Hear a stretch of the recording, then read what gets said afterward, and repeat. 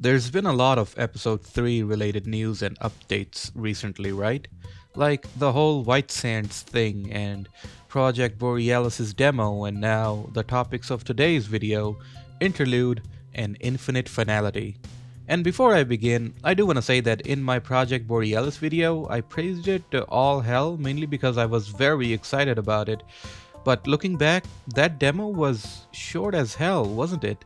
Like, after the time it took to get a demo out, I really wish it had more to show. But anyway, for today's video, I wanna say please take what I say as honest, well-intentioned suggestions and feedback. I know my tone sometimes comes off as a rude asshole, but I genuinely had fun playing both of these demos, so I really wanna share some points that may or may not help further improve these projects.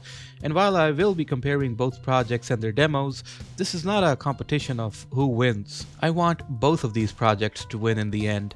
Let's start with Infinite Finality. This mod is being developed by Team Hyperborea, and from what I've seen, the project started all the way back in 2023. Infinite Finality basically wants to adapt Mark Laidlaw's Epistle 3 into a full-fledged Half-Life 2 expansion.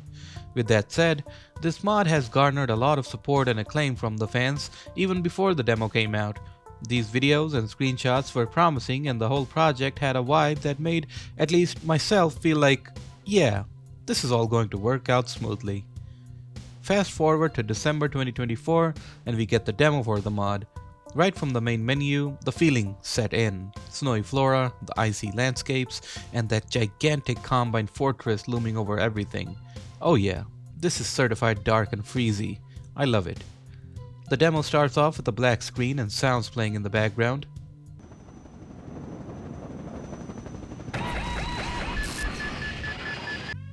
It indicates we were flying a helicopter, this one from episode 2, and unfortunately crashed due to being targeted by the Combine's suppression field or something like that.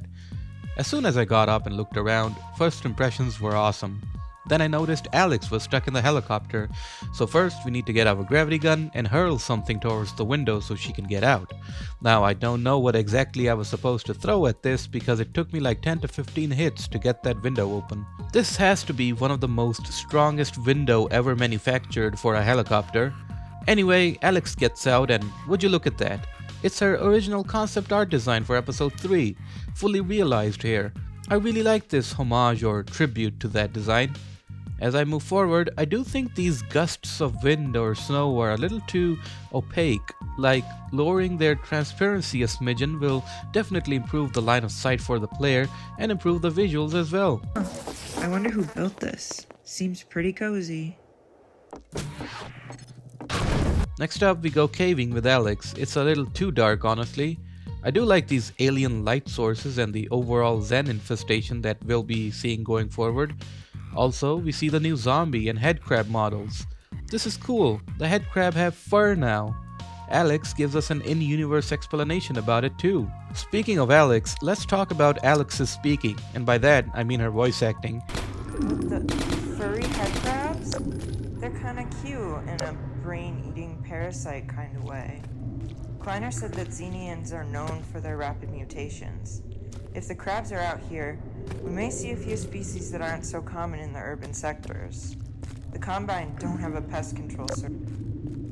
Many people said that her voice acting is not good or mediocre, but I don't feel that way. I just think there's two things to improve. The voice actress behind Alex needs to add in a bit of zest and energy into her lines. And two, I feel like her mic doesn't do her voice justice. Thing is, the voice actress definitely resembles Merle Dandridge's voice to an extent, but there's a bit of polishing needed there. Also, I think these are all placeholder lines in the first place, so this whole discussion is pointless, you know? We better keep moving before they find our trail. This part here was nice. I like these skeletons of ships stranded in this icy hell, but I do think the horizons need a little bit of touch up. Feels like it's just the void back there. The other side, it had a bit of geometry, so that looked nice. And so far you must have noticed that there's a slight pinkish reddish color tone, like color grading done to the maps. To me this looks okay-ish, but I feel like some people will prefer a more neutral tone. Another thing to note is that the shifts in color grading is a little too apparent between maps. Dialing them back a little might make it feel more natural. Anyway, lowering one of the ship skeleton, we move on to another cave. And what's this? An ice axe? Is that a reference to the hit game Half-Life 2 beta?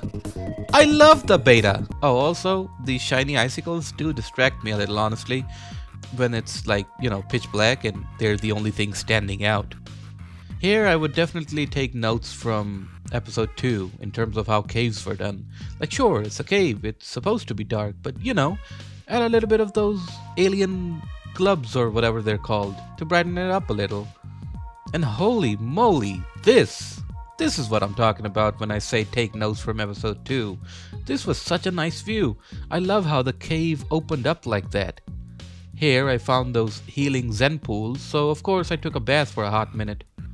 But yeah, man, this place looks awesome. I love it. But you know what I don't love? This.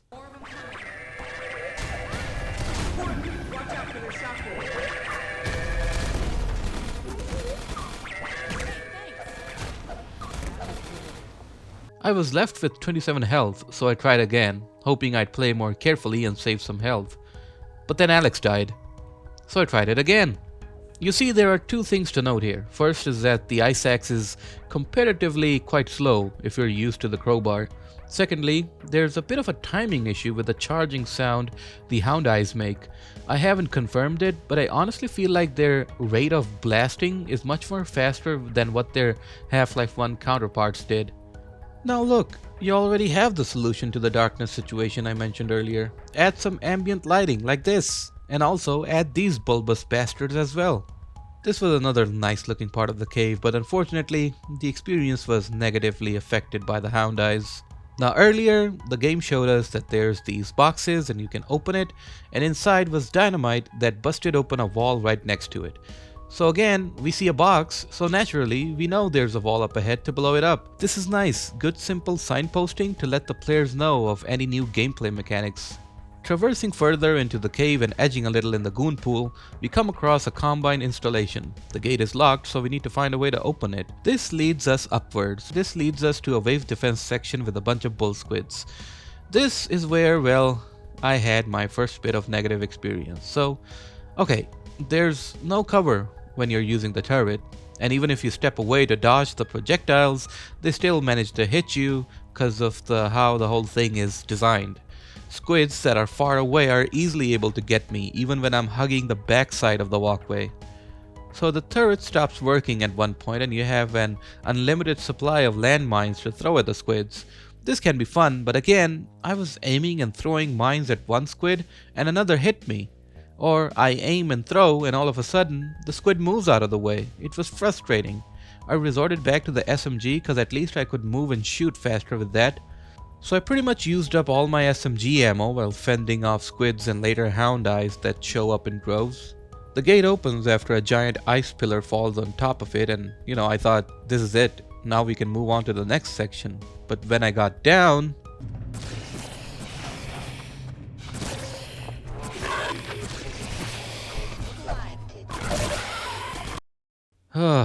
Also, please, can you lower this? It's very distracting.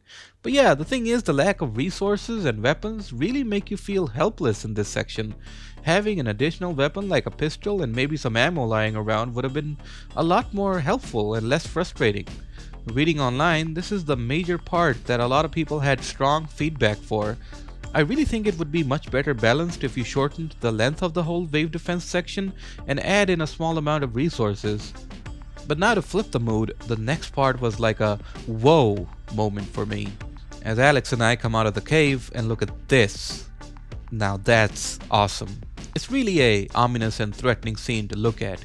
I also really like this backside part of the place as well, but do add some mountains over here though, cause you can see the map boundary from here. Turning around, I saw this red light here. Again, this was good signposting to let the player know where to go. Here we get to meet the Combine face to face, but I feel like this was a letdown kind of moment. Like, we just stumble across them in this wintry wasteland. I was hoping we would get some sort of build up before, we start fighting. But they just appear and we shoot them in the face. Now, when I was streaming this when it came out, a lot of people were discussing that the mod doesn't look good visually.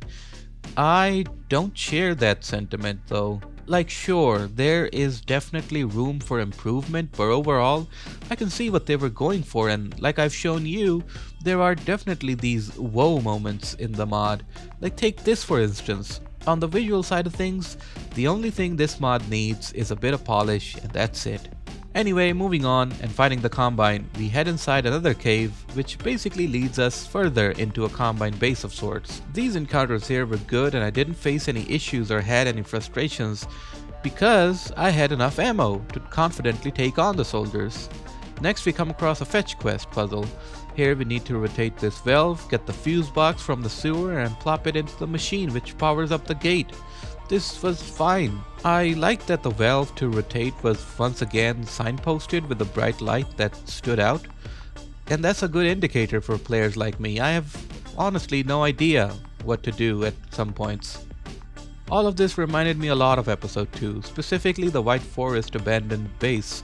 The addition of the Combine architecture on top of that is very well done. It's not easy trying to come up with Combine-esque layouts and locations, but this mod did a pretty good job mixing things up. Speaking of White Forest, here Alex gets in touch with Dr. Kleiner and Dr. Magnuson. The voice actors did a pretty good job on these two. Come in, White Forest. Do you copy? I repeat, do you copy? Alex!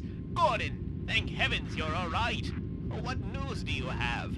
Have you located Dr. Mossman? This is no time for waffling. Every moment's delay brings the Combine closer to securing the Borealis. Need I again impress upon you the utmost importance of reaching it first? You know where you need to be going, so stop wasting time with trivial concerns and get to that ship. Right after that, the alarms go off and we get in a wave defense section again. Alex is busy hacking into the gate to get it open while we're fending off Combine soldiers and manhacks. Now, this part here, I have to say a few things. I'd say it's a pretty good long-length gunfight with a lot of soldiers and turrets, but then also it's ball-bustingly difficult, like borderline unfair, but not really. I really don't think people like me, like no-skill casual gamers, will have a good time here, cause I didn't. The main reason for this is that there's a whole lot of chaos.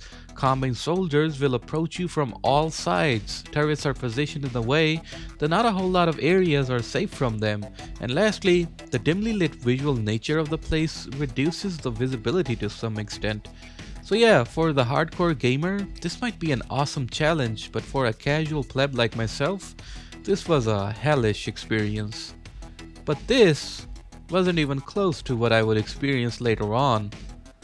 Oh no, not at all. We'll talk about it. Moving on, we pass through the Chili Mountain Pass to reach this area. And like I said before, this mod does a fantastic job with these scenes. Like, this is a whoa moment. I love this so much. And this spot from where we can overlook this whole base is a very moody vibe. I like it. So basically what we have to do is that there's a gate we have to open that's here at the end of the base. To start off, we power up the whole base, then we need to go to 3 different buildings or structures and, I don't know, disable the locks from there, and that's what'll open the gate. At least that's what I think would happen. But whilst doing so, you will be subjected to what I think has to be one of the most hardest combat section I've had in a Half-Life mod. Like, I was thinking, this is calm, this is nice. Maybe we'll shoot a few zombies, open the locks, and get out. But that wasn't the case at all. I arrived at the first structure where Alex locked the doors and worked her magic on the Combine console.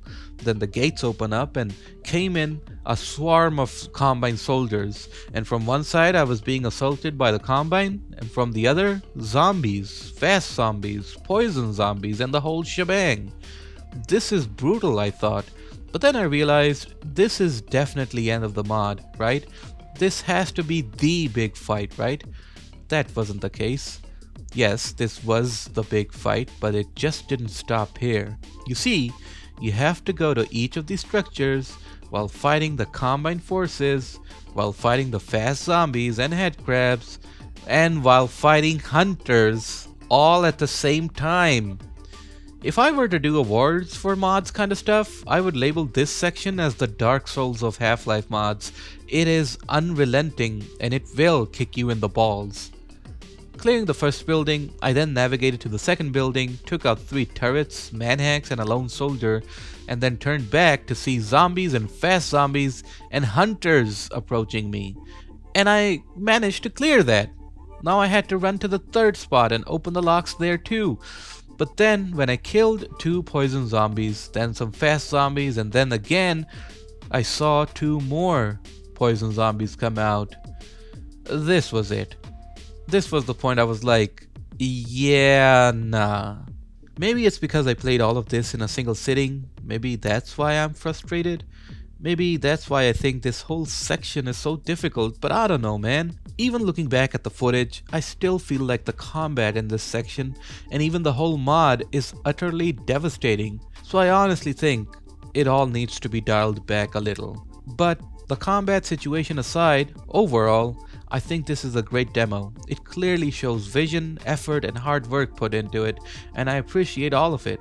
I like the way the snowy locations look in this, all of the whoa moments were awesome, and I genuinely look forward to future releases of this mod. The only thing I again would highly suggest would be to refine the combat. The last fight genuinely got me bugging out to the point where I went to bed a very frustrated man. And also, this was the last part of the demo. I checked online. After this, we go through this gate and the demo ends. So thankfully, I didn't rage quit too early. But yeah, a solid demo that needs some polish and refinement. Now with all that said, we now move on to Interlude. Now Interlude is actually a far older mod than Infinite Finality. It actually started all the way back in 2016, but then production halted around 2017. Then it was picked up again last year in 2024, and after a few months we got this demo. It is being developed by Pegazing and the Interlude team. Booting up Interlude was when I realized the whole color grading thing about Infinite Finality. Here the color tone looked much more neutral. But yeah, like Infinite Finality, Interlude's main menu also pretty much slaps very hard. The demo starts off with a little cutscene which was nice.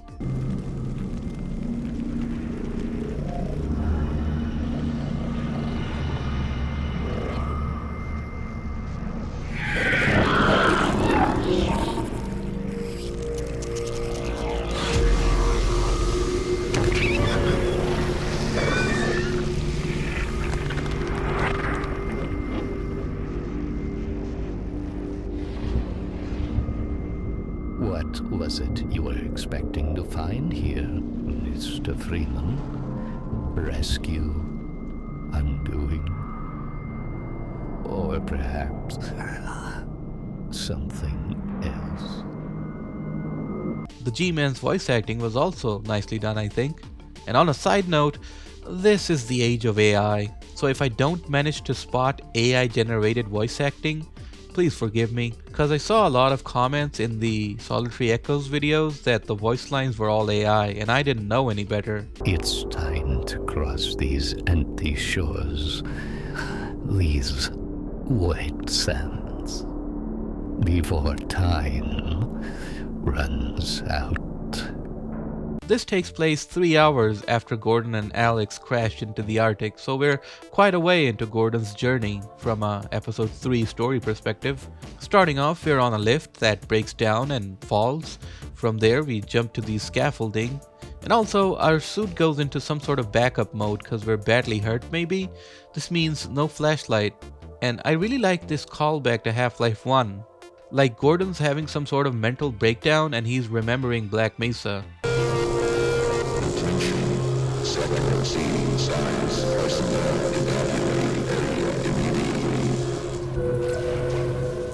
I really prefer the snow effects in this one.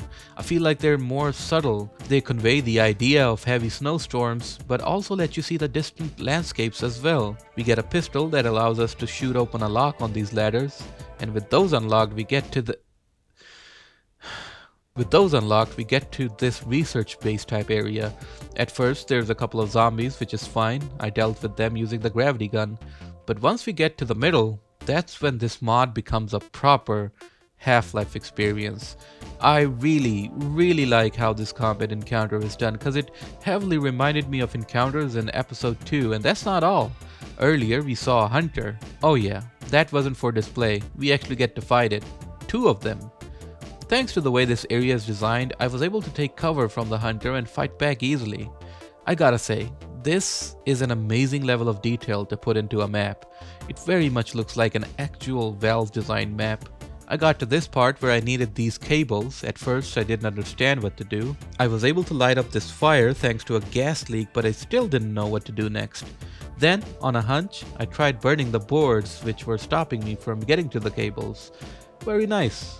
Although it took me a while to figure this out. Coming back, we again have a little disagreement with 2 Combine soldiers. Plugging the wires in, we get a call from everyone's favorite Half-Life character. Hello? Is someone there? Look, I don't know who's turning the lights back on, but whoever you are, you're walking into a death trap. That facility, it's not safe. Not anymore. After this, a big gate is now open, and when we approach it, we meet a mysterious stranger who has a sniper on his back. Interesting. Ah, the one freed man. The strains of our fate converge once more.